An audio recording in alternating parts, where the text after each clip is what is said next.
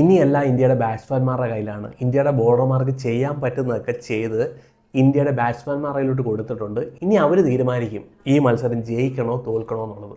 ഇനിയല്ല ഇന്ത്യയുടെ ബാറ്റ്സ്മാൻമാരുടെ കയ്യിലാണ്. നോക്കുവാണെങ്കിൽ ഇന്ത്യയുടെ സെക്കൻഡ് ഇന്നിംഗ് സ്കോർ 75-2, 51 റൺസിൻ്റെ ലീഡ് ഇന്ത്യയുടെ കയ്യിലുണ്ട്. 8 വിക്കറ്റും ഇന്ത്യയുടെ ബാറ്റ്സ്മാൻമാരുടെ കയ്യിലുണ്ട്. ഈ കളി ഇന്ത്യക്ക് ജയിക്കണമെങ്കിൽ ഇംഗ്ലണ്ടിൻ്റെ 9 വിക്കറ്റ് എടുക്കണം. ക്രിസ് വോക്സ് എന്തായാലും റൂൾ ഔട്ട് ആയിട്ടുണ്ട്. സോ ഇംഗ്ലണ്ടിൻ്റെ 9 വിക്കറ്റ് എടുക്കാൻ ഇന്ത്യൻ ടീമിനാവണം. സോ നോക്കുവാണെങ്കിൽ സൂപ്പർ ഒരു ദിവസമാണ് കടന്നു പോയത്. ഡേ 2 നോക്കുവാണെങ്കിൽ 2 ടീമും മത്സരിച്ച ഒരു ദിവസം. ഇപ്പം നോക്കുവാണെങ്കിൽ അല്പം ഒരു എഡ്ജ് ഇന്ത്യൻ ടീമിനുണ്ട്. 51 റൺസിൻ്റെ ഒരു ലീഡും 8 വിക്കറ്റും ഇന്ത്യയുടെ കയ്യിലുണ്ട്. ഈ റൺസിനെ ഇന്ത്യൻ ടീമിന് കൺവേർട്ട് ചെയ്യാൻ കഴിയുമോ? ഒരു 261 റൺസാണ് അവിടുത്തെ ഹയസ്റ്റ് ചേസ്. സോ ഒരു 300 റൺസിൻ്റെ ടാർഗറ്റ് ഇംഗ്ലണ്ടിന് ഇന്ത്യക്ക് വെച്ച് കൊടുക്കാൻ കഴിയുമോ? 8 വിക്കറ്റ് ഇന്ത്യയുടെ കയ്യിലുണ്ട്. കെ രാഹുൽ അവിടെ ഔട്ടായി, സായി സുദർശൻ അവിടെ ഔട്ടായി, ജയ്സ്വാൾ 2 ക്യാച്ച് കൊണ്ട് കൊടുത്തു, ഇംഗ്ലണ്ടുകാരെടുത്തില്ല. അവിടെ ബാറ്റ് ചെയ്യുന്നുണ്ട്, സൂപ്പർ ബാറ്റിംഗ് പെർഫോമൻസ് കാഴ്ചവെക്കുന്നു. തൻ്റെ ഒറിജിനൽ ശൈലിയിൽ തന്നെ ബാറ്റ് വീശുന്നു. 2 6ഉം 7 4ഉം സൂപ്പർ ബാറ്റിംഗ് പെർഫോമൻസ് കാഴ്ചവെക്കുന്നു ജയ്സ്വാൾ. ഇംഗ്ലണ്ട് 2 ചാൻസാണ് കൊണ്ട് കളഞ്ഞത്. 2 ക്യാച്ചാണ് ജയ്സ്വാളിൻ്റെ കൊണ്ട് കളഞ്ഞത്. ജയ്സ്വാളിന് നാളെ ഒരു 1 അവറിനകത്ത് ഈ റൺസിനെ കൺവേർട്ട് ചെയ്യാൻ കഴിയുവാണെങ്കിൽ മാച്ച് ഇംഗ്ലണ്ടിൻ്റെ കയ്യിൽ നിന്ന് വളരെ ദൂരത്തേക്ക് കൊണ്ടുപോകാനുള്ള ചാൻസ് കൂടുതലാണ്. സോ ഗില്ല് വരാനുണ്ട്, സുന്ദർ വരാനുണ്ട്, ജുറേൽ വരാനുണ്ട്, കരുൺ നായർ വരാനുണ്ട്, രവീന്ദ്ര ജഡേജ വരാനുണ്ട്. എല്ലാവരും കൂടെ ചേർന്ന് ഒരു 300 റൺസിൻ്റെ ടാർഗറ്റ് ഇംഗ്ലണ്ടിന് കൊടുക്കാൻ പറ്റുമോ? നാളത്തെ ഒരു ഫുൾ ഡേ ഇന്ത്യക്ക് ബാറ്റ് ചെയ്യാൻ പറ്റുമെന്നാണ് നോക്കി കാണുന്നത്. പിച്ചിൽ എന്തോ ഉണ്ട്. നാളത്തെ ദിവസം ഇനി വെയിലടിച്ചാലും ഒരു കാര്യമില്ല. പക്ഷേ പിച്ചിൽ എന്തോ ഉണ്ട്. കറക്റ്റായിട്ടുള്ള ചാനലിൽ ബോൾ ഹിറ്റ് ചെയ്ത് എറിഞ്ഞു കഴിഞ്ഞാൽ ഫാസ്റ്റ് ബോളർമാർക്ക് ഈ പിച്ച് എന്തോ ഒരുക്കി വെച്ചിട്ടുണ്ട്.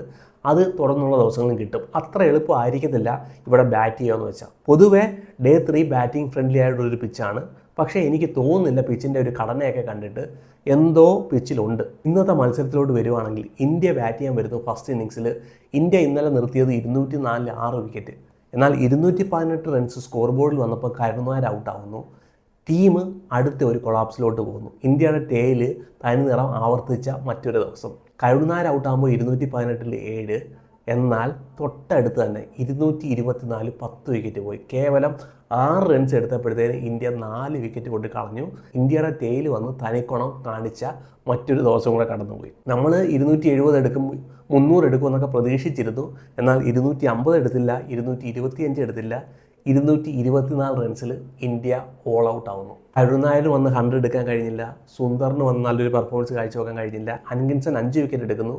ടങ്ക് വന്നിട്ട് 3 വിക്കറ്റ് എടുക്കുന്നു. ഇംഗ്ലണ്ട് ബാറ്റ് ചെയ്യാൻ വരുന്നു. ബാസ്ബോൾ പിന്നെയും പൊടി കെട്ടി എടുത്ത ദിവസം. ബെൻ ഡക്കറ്റും സാക് ക്രോളിയും കൂടെ ചേർന്ന് എന്നാ അടിയായിരുന്നു അറിയാമോ? ഇന്ത്യയുടെ ബോളർമാരെ കണ്ണിൽ നിന്ന് പൊന്നീച്ച പറന്ന പ്രകടനം കാഴ്ചവെക്കുന്നു. എന്നാ സൂപ്പർ അടിയാണെന്നറിയാമോ? സ്റ്റെപ്പ് ഡൗൺ ചെയ്ത് അടിക്കുന്നു, സ്കൂപ്പ് ഷോട്ട് അടിക്കുന്നു, റിവേഴ്സ് സ്വീപ്പ് അടിക്കുന്നു. സൂപ്പർ ബാറ്റിംഗ് പെർഫോമൻസ് കാഴ്ചവെക്കുന്നു. അവരൊരു പ്ലാനുമായിട്ട് വരുന്നു. ഇന്ത്യയുടെ ബോളർമാർക്ക് റിതം കൊടുക്കാൻ പാടില്ല, അവർക്ക് കറക്റ്റായിട്ടുള്ള ചാനൽ അവർ ബോൾ ചെയ്യാൻ പാടില്ല. ഒരു പ്ലാനുമായിട്ട് വരുന്നു. ആ പ്ലാൻ അവർ എക്സിക്യൂട്ട് ചെയ്യുന്നു. സൂപ്പർ ബാറ്റിംഗ് പെർഫോമൻസ് കാഴ്ചവെക്കുന്നു.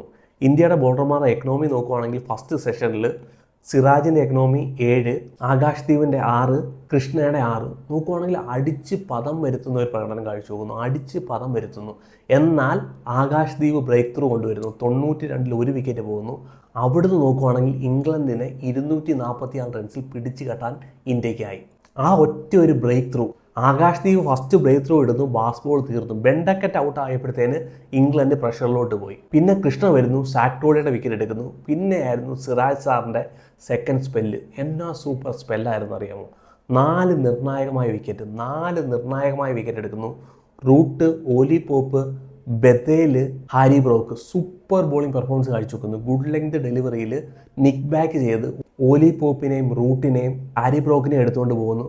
ഒരു യോക്കർ ഡെലിവറിയിലൂടെ ബെതേലിനെയും പറഞ്ഞു വിടുന്നു. Super bowling performance Siraj. ആദ്യത്തെ സ്പെല്ല് അറിയാൻ വരുന്നു. സിറാജ് സാറ് ഒരു ഓവറിൽ മിനിമം 2 4 വിട്ടു കൊടുക്കുമായിരുന്നു. എന്നാൽ രണ്ടാമത്തെ സ്പെല്ലിൽ 8 ഓവറുകൾ അടുപ്പിച്ചെറിഞ്ഞു. സൂപ്പർ ബോളിംഗ് പെർഫോമൻസ് കാഴ്ചവെച്ചു. ഈ സീരീസിൽ നോക്കുവാണെങ്കിൽ ഹയസ്റ്റ് വിക്കറ്റ് ടേക്കറാണ്. 18 വിക്കറ്റ് എടുത്തിട്ടുണ്ട്. ഇന്ത്യയെ മാച്ചിലോട്ട് തിരിച്ചു കൊണ്ടുവരുന്ന പ്രകടനം കാഴ്ചവെക്കുന്നു സിറാജ് സാറ്. അതുപോലെ തന്നെ കൃഷ്ണ വരുന്നു, സൂപ്പർ ബോളിംഗ് പെർഫോമൻസ് കാഴ്ചവെക്കുന്നു. തല്ലുകൊള്ളിയാണ്, ഒരേ ലൈനിൽ അറിയത്തില്ല എന്നുള്ള എല്ലാ വാദങ്ങളും മാറ്റിവെച്ചു. 4 നിർണായകമായ വിക്കറ്റ് എടുക്കുന്നു. 4 നിർണായകമായ വിക്കറ്റ്.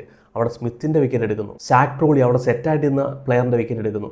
അതുപോലെ തന്നെ 2 വാലറ്റത്തിൻ്റെ നോക്കുകയാണെങ്കിൽ അവരുടെ ഓൾറൗണ്ടർമാരാണ്. ഓവർട്ടൻ്റെ വിക്കറ്റ് എടുക്കുന്നു, അൻകിൻസൻ്റെ വിക്കറ്റ് എടുക്കുന്നു. സൂപ്പർ ബോളിംഗ് കാഴ്ചവെക്കുന്നു. കൃഷ്ണയും കൂടെ ചേർത്ത് ഇംഗ്ലണ്ടിനെ 246 റൺസിൽ പിടിച്ചു കെട്ടാനായി.